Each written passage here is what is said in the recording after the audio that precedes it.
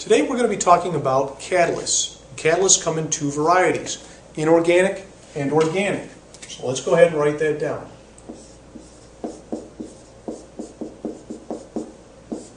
Inorganic and organic. Inorganic catalysts speed up chemical reactions, and they're primarily metals like platinum. Organic catalysts are actually made of carbon. They're carbon-based, which makes them extremely useful for biology, because not only do they speed up chemical reactions, but we can also turn them off if we have too much product. We can actually shut down that enzyme and then turn it on later when we need more product again. Organic catalysts are often referred to as enzymes.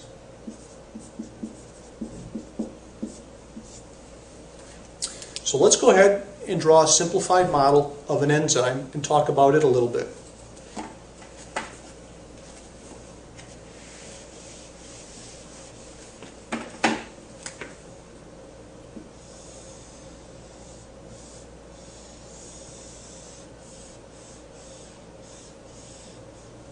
So there's a simplified drawing of an enzyme. This part of the enzyme is going to be referred to as my active site. It's where the reactants are actually going to bind and get converted into products. Down here, this is going to be my regulatory site.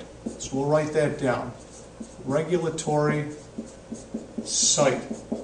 The regulatory site is also known as an allosteric site. So let's write that down.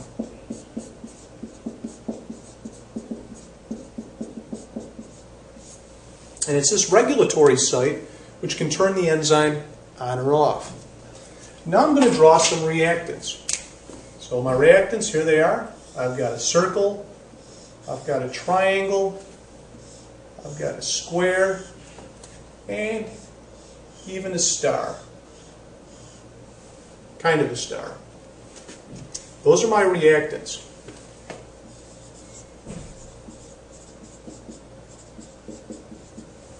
Now when we're talking about enzymes, we usually refer to the reactants as substrate.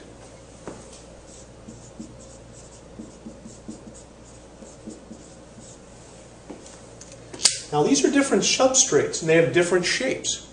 In order for this enzyme to turn the substrate into a product, it's got to be complementary. It's got to have a complementary shape, just like a hand fits in a glove.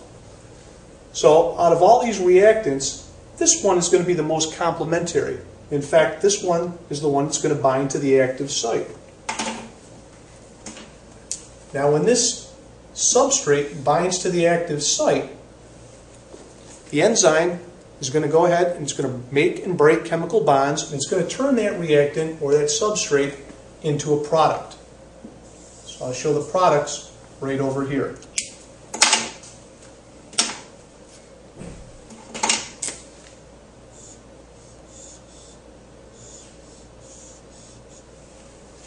Let's assume that this substrate is a maltose molecule. And a maltose molecule is made up of two glucose molecules connected to each other by a covalent bond. So if this maltose molecule binds to the active site, undergoes a chemical reaction, two glucose molecules are going to get released. Those two glucose molecules are going to be our products. What if we wanted to turn our products, these two glucose molecules, back into a maltose again? Could we do that with this enzyme? And the answer is no. This enzyme is very specific. If we want to carry out that chemical reaction, there's another enzyme that will actually do it. So if we get that other enzyme, it's going to be complementary to both of these individual glucose molecules, and it will actually convert it back to maltose again. And what about these other substrates? Will they actually fit into this active site? And the answer is no. They might get into the active site, but they're not going to bind, and they're not going to be converted to products. They'll just be released and be on their way. If we want to convert these substrates into products, then we have to get an enzyme that's complementary to those particular shapes. Now, what if we want to turn off this enzyme, slow it down? Well, what we're going to do is bind a regulatory molecule. So if too much product is actually building up, and that can be harmful to the cell, we want to slow that down until we need more product again. So inside your cells are going to be regulatory molecules. And again, the regulatory molecule must be complementary to the regulatory site, or it's not going to fit. So there's our regulatory molecule.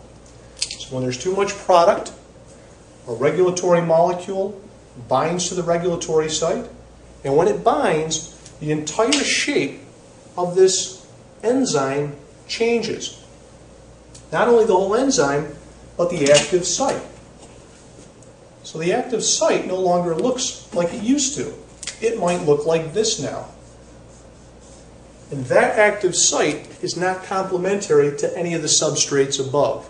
So it's not going to bind any substrate, and we're not going to produce any more product. Now, if our product gets low, and the cell needs more of that product, then the regulatory site is going to release, it's going to unbind, and when it unbinds, this whole enzyme is going to undergo a shape change, and the active site is going to turn back to how it used to look. And when that happens, our substrate is now able to bind to the active site and get converted to products again. And that's it for enzymes.